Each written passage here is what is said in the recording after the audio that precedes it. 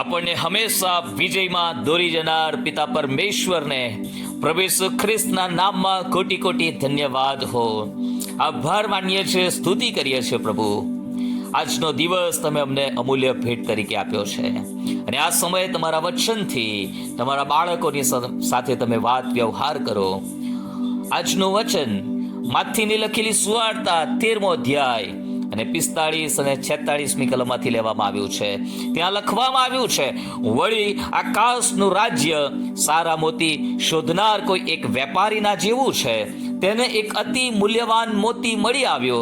ત્યાર પછી તેણે જઈને પોતાનું સર્વસ્વ વેચી નાખીને તે વેચાતું લીધું. પ્રભુ ઈસુ ખ્રિસ્ત દ્રષ્ટાંતોમાં વાત કરે છે. તેમના દ્રષ્ટાંતોમાં મોટા ભાગના દ્રષ્ટાંતો એ આકાશના રાજ્ય, ઈશ્વરના રાજ્ય સંબંધીના દ્રષ્ટાંતો છે. અને આ દ્રષ્ટાંતમાં પણ પ્રભુ આકાશના રાજ્ય વિશે વાત કરે છે. આકાશનું રાજ્ય કેવું છે? એક સારા મોતી શોધનાર કોઈ એક વેપારીના જેવું છે. એક વેપારી સારા મોતીની શોધમાં હોય છે અને બાઇબલ કહે છે જ્યારે એ અતિ મૂલ્યવાન મોતી તેને મળી આવે છે ત્યારે તે જઈને કે પોતાનો સર્વસ્વ વેચી નાખે છે અને પેલું અતિ મૂલ્યવાન મોતી ખરીદી લે છે. આપણા માટે અતિ મૂલ્યવાન મોતી એ તો આપણા પ્રભુ ઈસુ ખ્રિસ્ત છે. ગીતોનું ગીત તેનો 5મો અધ્યાય અને 10મી કલમમાં પ્રિયતમા કહે છે, મારો પ્રીતમ ગોરો ગોરો અને લાલચોળ છે, તે 10,000ઓમાં શિરોમણી છે. ઓ હાલેલુયા, પ્રભુની સ્તુતિ થાઓ.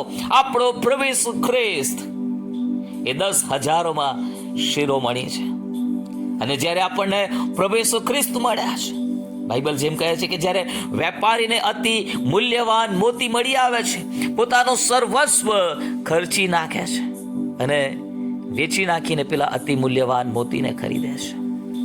આપણને જ્યારે પ્રભુ ઈસુ ખ્રિસ્ત મળ્યા છે, પ્રભુ ઈસુ ખ્રિસ્તનું તારણ આપણને મળ્યું છે. આ તારણ માટે, આ ઈસુ ખ્રિસ્તના માટે આપણે જે કંઈ પણ વેચી દેવાનું થાય, જે કંઈ પણ છોડી દેવાનું થાય, જે કંઈ પણ ભોગ આપવાનો થાય, જે પણ દુઃખ સહન કરવાનું થાય, જે કંઈ પણ પરિસ્થિતિઓનો સામનો કરવાનો થાય, આપણે કરવાને માટે, આપણે ખર્ચાઈ જવાને માટે, આપણે સહન કરવાને માટે તૈયાર રહેવું જોઈએ. હાલેલુયા. અને આપણે પ્રભુ ઈસુ ખ્રિસ્તને મેળવી લેવાના છે, કેમ કે પ્રભુ ઈસુ ખ્રિસ્ત એક જ પ્રભુ છે. હાલેલુયા. બીજા કોઈથી તારણ નથી. આકાશ તળે પૃથ્વી ઉપર બીજું કોઈ નામ આપવામાં આવ્યું નથી જેનાથી આપણું તારણ થાય. એક જ નામ, અને સર્વનામોથી શ્રેષ્ઠ નામ, પવિત્ર નામ, ઊંચું નામ, મીઠું મધુરું નામ આપણા પ્રભુ ઈસુ ખ્રિસ્તનું નામ છે. આ પ્રભુ આપણને મળ્યો એટલે આપણને સઘળું મળ્યું, મૂલ્યવાન મોતી મળી ગયું. હાલેલુયા. આ પ્રભુ આપણને મળ્યા એટલે એમનું તારણ આપણને મળી ગયું. આ પ્રભુ આપણને મળ્યા એટલે આપણને પાપોની માફી મળી ગઈ. આ પ્રભુ આપણને મળ્યા એટલે અનંત જીવન મળી ગયું. આ પ્રભુ આપણને મળ્યા એટલે સ્વર્ગીય જીવનના હાલેલુયા વારસદારો આપણે બની ગયા. આપણે ઉત્તરાધિકારીઓ બની ગયા. અને આ સ્વર્ગના રાજ્ય માટે અને આ સ્વર્ગીય રાજ્યના રાજકુંવર પ્રભુ ઈસુ ખ્રિસ્ત માટે થઈને આપણે જે સર્વ વેચી નાખવાનું થાય તૈયાર રહેવાની જરૂર છે. પરમેશ્વરનું વચન કહે છે, જગત પર અને જગતના વાના પર તમે પ્રેમ ના કરશો, કેમ કે જગત અને જગતના વાનાઓ એ નાશ પામનારા છે. પણ જે કોઈ વ્યક્તિની અંદર પિતા પરનો પ્રેમ છે એ સદાકાળ માટે રહેશે. હાલેલુયા. પ્રભુની સ્તુતિ થાવ. પ્રભુ ઈસુ ખ્રિસ્તે પિત્તરને પણ પ્રશ્ન પૂછ્યો. પિત્તર, યોહાનની સુવાર્તા તેનો 21મો અધ્યાય અને 15મી કલમ. હવે તેઓએ નાસ્તો કર્યા પછી ઈસુ સિમોન પિત્તરને પૂછે છે, યોહાનના દીકરા સિમોન, શું તું મારા પર તેઓના કરતા વધારે પ્રેમ રાખે છે? તે તેમને કહે છે, હા પ્રભુ, તમે જાણો છો કે હું તમારા પર હેત રાખું છું. જો આપણે પણ પિત્તરની માફક પ્રભુને કહીએ છીએ કે પ્રભુ, હા, હું તમારા ઉપર બધાય કરતા વધારે પ્રેમ રાખું છું, તો આપણા પ્રભુના માટે થઈને આપણે કિંમત ચૂકવવા માટે તૈયાર રહેવાની જરૂર છે. જે બાબતો આપણા પ્રભુને ગમતી નથી અને આપણા જીવનમાં તે રાજ કરી રહી છે, એ વ્યસન હોય, કુટેવ હોય, ખોટી આદત હોય, એને છોડી દેવાની જરૂર છે. કેમ કે આપણે સ્વર્ગ રાજ્યના લોકો છીએ, આપણે અજવાળાના દીકરાઓ છીએ. હાલેલુયા. અને આપણા પ્રભુ ઈસુ ખ્રિસ્ત માટે થઈને જો આપણે સતાવણીનો સામનો કરવાનો છે, નિંદા અપમાનનો સામનો કરવાનો છે, દુઃખ સહન કરવાનું છે, તો એ સહન કરવા માટે તૈયારી બતાવવાની છે અને સહન કરવાનું છે. કેમ કે આપણો પ્રભુ ઈસુ ખ્રિસ્ત આપણને મળ્યો છે, જેણે દુઃખ સહન કરીને જગત ઉપર જય પ્રાપ્ત કર્યો છે. હાલેલુયા.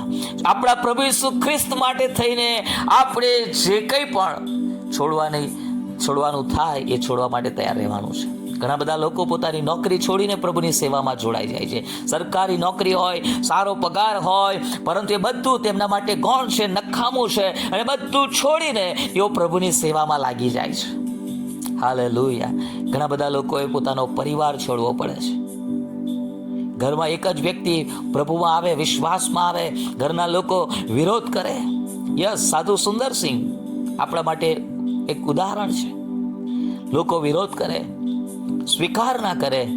પ્રભુ ઈસુ ખ્રિસ્ત મળી ગયા માટે જે પણ સહન કરવાનું થાય, જે પણ છોડવાનું થાય, એ સહન કરવા, છોડવા, જતું કરવા, સર્વસ્વ ખર્ચી નાખવા માટે તૈયાર રહેવાનું છે. કેમ કે પિતરે કહ્યું, પ્રભુ તને મૂકીને અમે ક્યાં જઈએ?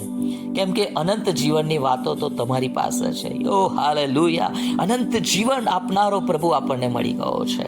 આપણું તારણ કરનારો પ્રભુ આપણને મળી ગયો છે. અતિ મૂલ્યવાન પ્રભુ આપણને મળી ગયા છે. એમણે અતિ મૂલ્યવાન લોહીથી આપણને ખરીદી લીધા છે. આ પ્રભુને માટે જીવન જીવીએ. આ પ્રભુને માટે જીવન જીવવાને માટે જે પણ છોડવાનું, સહન કરવાનું, ત્યાગ કરવાનું થાય, પ્રભુને કહીએ, પ્રભુ તમે મારી સહાય કરો. આજથી આ બાબતો હું મારા જીવનમાંથી છોડું છું. કેમ કે પ્રભુ તમે મને મળેલા છો. ઓ પ્રભુ, આ બાબતો પર મને વિજય પમાડજો, કેમ કે હું તમારું બાળક છું. હાલેલુયા. પ્રભુ તમારી સહાય અને મદદ કરો. પ્રભુ તમને પુષ્કળ કૃપા આપો કે તમે ઈશ્વરના રાજ્યના લોકો છો. Hallelujah. We are people of Kingdom. Hallelujah. આપણે રાજ્યના માણસો છીએ. આપણે હાલેલુયા ગમે તેવું જીવન જીવવાનું નથી. આપણે પ્રભુમાં જીવન જીવવાનું છે. આપણે હાલેલુયા અતિ મૂલ્યવાન પ્રભુ માટે જીવન જીવવાનું છે. અને એના માટે આપણે જે પણ ખર્ચી નાખવાનું થાય, જે કંઈ પણ કિંમત ચૂકવવાની થાય, એ કરવાને માટે તૈયાર રહીએ. પ્રભુ આ વચનો દ્વારા તમને આશીર્વાદિત કરો, તમારા આત્મિક જીવનોને દ્રઢ કરો, વિશ્વાસમાં દ્રઢ કરો. હાલેલુયા. પ્રભુ તમને આત્મિક જીવનમાં પુષ્કળ બળ અને સામર્થ્ય પૂરું પાડો. એ જ મારી પ્રાર્થના અને પ્રભુના વચનો લાવવા પાછળના પ્રયાસો છે. God bless you.